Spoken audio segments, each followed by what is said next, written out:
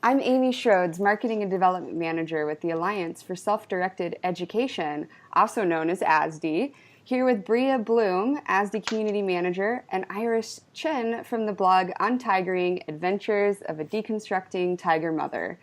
Iris has graciously agreed to share her SDE story with the ASDE community this Giving Tuesday. So thank you so much, Iris, for being with us. We'd love to find out a little bit more about you. Where do you live? And can you tell us a little bit about your family? Sure. I live in northern China, actually, and both my husband and I are Asian American. We're originally from California, but around 15 years ago, we came out to China to be English teachers. And so my husband has been doing that ever since. And we have two boys, 8 and 10, who were born in China. And so he's continuing to be an English teacher here. And I'm home with the boys now, unschooling. And I also, like you mentioned, blog at Untigering about more about like unschooling and also gentle parenting. So Very cool. Cool. What inspired your family to choose this path of unschooling and self-directed education? Yeah, so I come from, like I mentioned, I'm Asian American. I'm specifically Chinese American, and so I come from a culture that really emphasizes education, and so there was a lot that I had to deconstruct, and it wasn't a natural process for me. It was very sort of countercultural and radical for me, but part of it was like processing my own upbringing and my own experience with school and how I did very well in school. I thrived in school, and I sort of jumped through all the hoops that I was supposed to jump through. And then after school, after I graduated from college, just sort of seeing how I needed those extrinsic motivators in order to feel like I was being productive or that I was learning. And without those, I felt a little lost. Like I wasn't really in touch with what I enjoyed or what I wanted to do with my life. It was just about what was expected of me, what was the next thing I had to do. And yet, even though I realized about myself once I had kids, I still was very, very tiger parent in that way because I didn't know anything else. I thought like, oh, my kids just need to do well in school and succeed in that way. And because we were living in China and because I am Chinese American, I wanted them to be bilingual. And so it wasn't enough for them just to like be successful. It was like they had to be bilingual. And so the plan was for them to go in the morning to the local Chinese school system where they would, be very disciplined and learn Chinese and all that stuff. And then in the afternoons, they would come home, and then I would do like classical education, homeschooling with them, and do a lot of reading and all that stuff. And when it came time for them to enter elementary school, for whatever reason, they weren't able to get in to the school system here. And in hindsight, I'm really thankful because the more I learned about that system, the more just very sad and scary it is. And actually many local families also realize that it's a broken system, that it's very authoritarian, very controlling, very like emphasis on grades and comparison. And yet that's all that they feel is open to them. And so they're sort of stuck in that broken system. So anyway, I was really glad that didn't work out for me because that would have really fed into my desire to have my kids go on that path, But then we found this little bilingual school for them that, only had 10 kids. The teachers were really caring, and I ended up teaching there. And they had a really positive experience. But even as a teacher there, I realized that there was a lot about the school system, the schooling system that I just had a lot of tension with, that I didn't agree with, especially having also experienced some homeschooling philosophies, about relationship, about like personalizing education. And there was a lot about that schooling system that I felt pressure to enforce, even though I didn't believe in it. Like every kid has to, we give grades, we give homework, every kid has to like stay on the same track, and just a lot of it. I was like, why am I doing this? I don't believe in it, and yet I still feel like as a teacher, that's my role, to stand in front and impart information to the kids.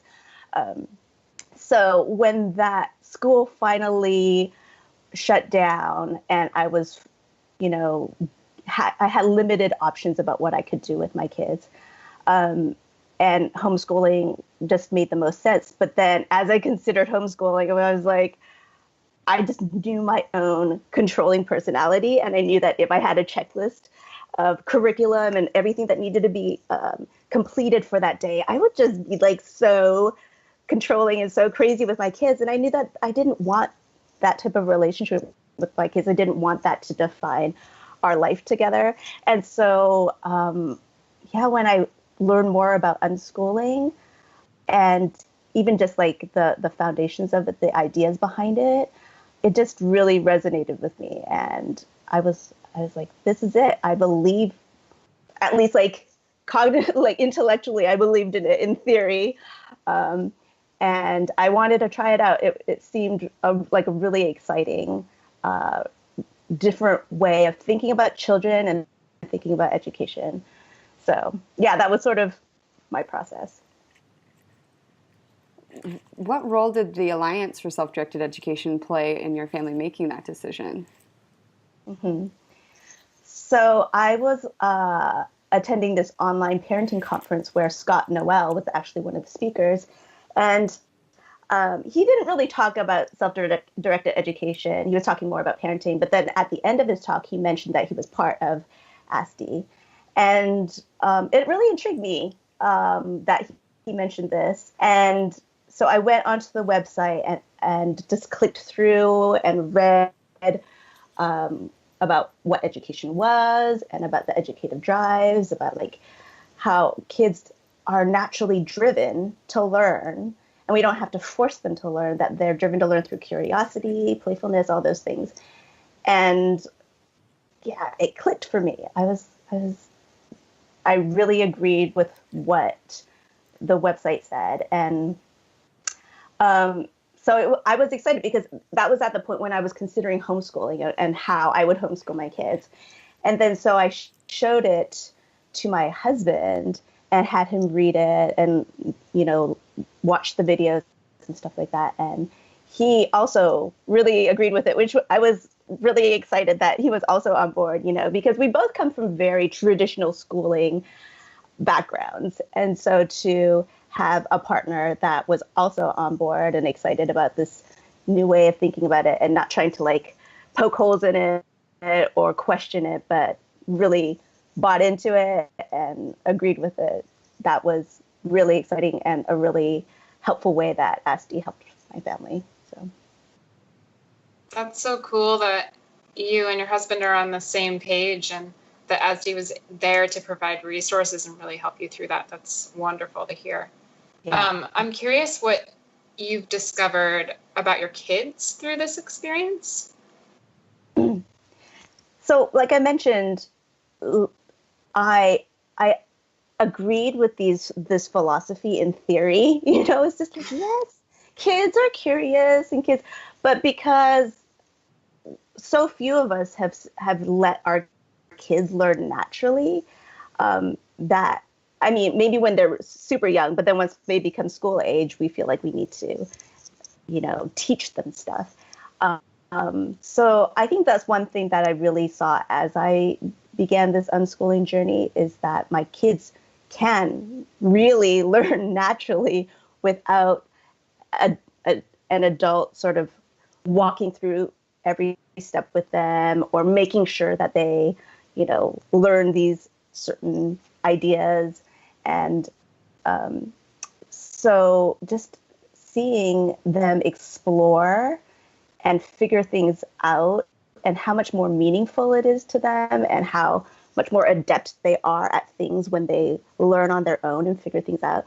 So one example is just that they at one point really loved stop motion movie making. And so we downloaded an app for them. And I know nothing about it. And I don't have that much interest in it. So I wasn't going to study it and read up on it and like walk them through it. I was just like, here it is, play with it. And the more they played with it, the more they discovered different functions and how it worked. And like the onion skinning and all these terms that I have like no idea what it means. But just seeing them learn through exploration and play was really fun. So yeah, it's really a testament to how much of this world our kids can show us when we really let them be themselves and explore. Yeah. You talked a little bit about your own traditional education background and kind of a controlling personality. Were there specific struggles that stand out for you in the first like year or so of unschooling, or even now? Yeah. I think I'm still in the deschooling process for sure. And I think this idea, again, of control I think a lot of it for me has been fears, like the projecting of, oh, what's going to happen in the future, or they are watching Minecraft videos all day, and then the anxiety in me is growing. And then I feel like I need to guide them or stop it or limit it. And so I think a lot of it is dealing with my own fears, because I realize, and I'm still not good at this. I still like sometimes want to step in and say like, you might want to go outside and play or do something else. But I realize that a lot of it is myself. And when I let those fears control me, I can't enjoy them in the moment. I can't enjoy what they're doing. So I can't come alongside of them and say like, oh, what are you looking at? What are you, how have you figured this thing out? And what gamers do you like? I can't do that because all I'm thinking is, oh my gosh, they're going to become one of these YouTube gamers, which, like, if I take a step back, there isn't anything wrong with, but, just my own fears and my own anxieties and my projections of the what ifs of the future. And so I think that's just something, growing in self-awareness, growing in my own process. And a lot of it is my own deschooling and letting go of those, those markers or just the traditional way of thinking about what education means. And so I think another thing is, again, like there's certain things that I value, or certain topics or ways of learning that I value, and how not to place that upon my children as a standard that they need to meet, because I was an English major. I love books. I love literature. I'm sort of, I did well and I fit well in that that schooling environment.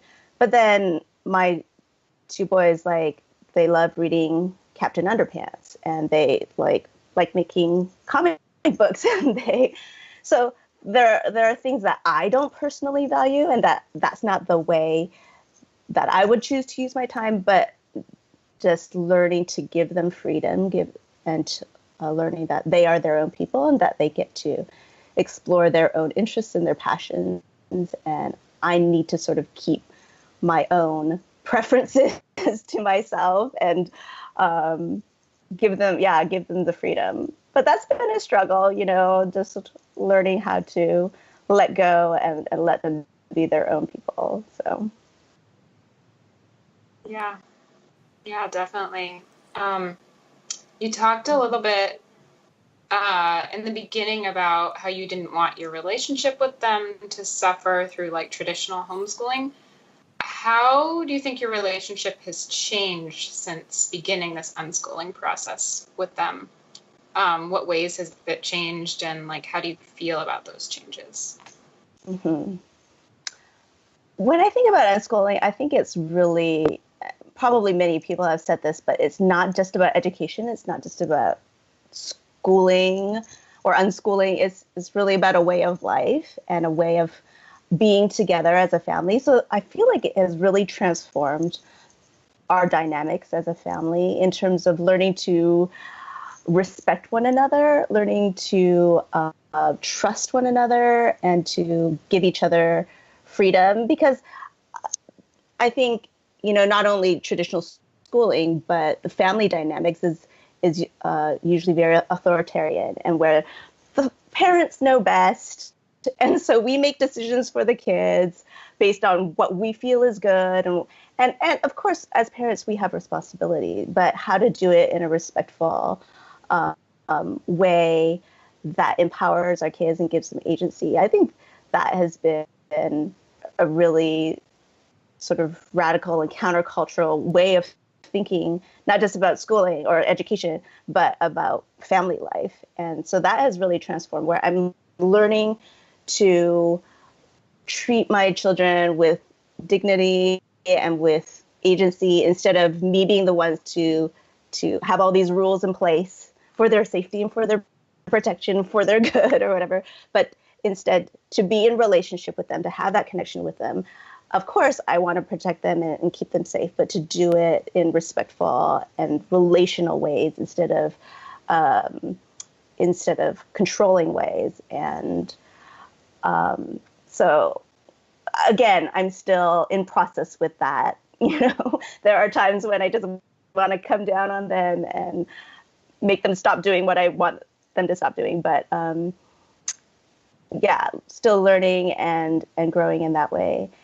And I guess another thing is just the pace of life, where there's, I get to define what family life, or just what life looks like in general. Whereas when you're sort of beholden to the school system, you have to like wake up early in the morning and rush out the door, and then you're gone for 8 hours, and then you come back home and you have to do the homework and practice the piano and then do sports and then go to sleep. It's just like this hamster wheel of activity and busyness that sort of not within your control. It's defined by something or somebody else, a different system. And having the freedom now to really find what works for our family, instead of having that defined by somebody else. So based on how we're feeling, based on our personality, based on different seasons in our life, having the freedom to be quiet when we want to be active, to go outside, to be social. So not to have that defined by somebody else, but to define that for ourselves and know ourselves and be in tune with ourselves. So that has changed definitely for our family as well. So. That's amazing to hear. It's always encouraging to hear someone is designing their life, as we all are on this call probably. Yeah. So in your perspective, why would you say that the Alliance for Self-Directed Education needs to exist? We talked a little about that in the beginning. Mm-hmm. Yeah, I think especially for people who don't know much about it, like for us, it was definitely a resource and something that was very clear and just made a lot of sense. So to provide a resource for those people who are considering it or know nothing about it, but want to learn more about it, I think it's a great tool for that. And then seeing different families, different demographics, a big thing for me is just the fact that I'm Asian American. And that's why I started my blog. It's like, we don't have a lot of people of color or Asian Americans specifically, maybe, I don't know very many, there's, a handful of us, but that are pursuing this way.